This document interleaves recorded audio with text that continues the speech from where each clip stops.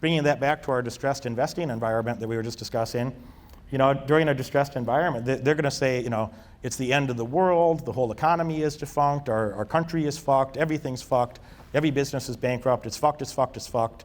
And they're going to sensationalize things on the downside. And a normal person looks at that and that fear of loss kicks in. And they're, God, it's bad and my portfolio is already down and everybody on fucking TV says it's going to get worse. I better sell now. And they just keep selling and they just keep selling. All right? And then the fund managers get involved, okay? And the fund managers have these ridiculous rules that are disjointed from the reality of investing. So they have things, like stop-gap losses or something, or stop-loss rules where, if a stock goes down more than 5% or more than 10%, they must sell it. Well, that's not even a useful fucking rule, except that's some shit they say to middle-class people to make the middle-class people feel more comfortable. Well, it's our retirement funds. No, don't worry. If it goes down more than 5%, we automatically sell. We can never lose more than 5% in any particular thing. Well, that's not necessarily a fucking good idea, by the way. All right, but that's what the funds have rules like that, and then they have to follow them. So they make up these rules that make it easier for marketers to sell their shit, but actually do terrible damage to your portfolio. So they have different rules. Citibank's an example of this in the last recession. Citibank did a 10-to-1 reverse stock split where their stock was a fucking $1 and change. Well, a lot of these funds won't buy it. Even after the company stabilized decently, a lot of funds won't buy it because they have nonsensical, arbitrary rules like, well, we don't buy any stocks that are less than $5. We don't mess around with those penny stocks.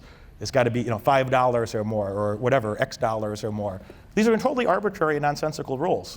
It has nothing to do with the fundamentals of a company or their future valuation. Some of the rules are ridiculous.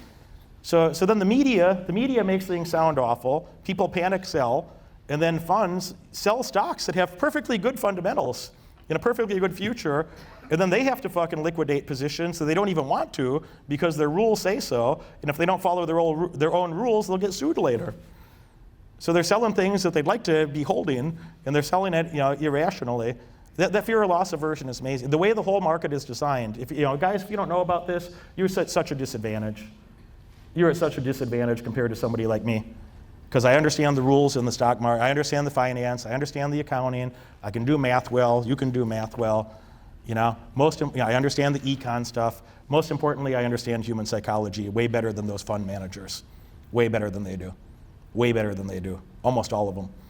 All right, so that's where the money is going to be made. Have a fundamental understanding of how those markets work, the finance and econ side.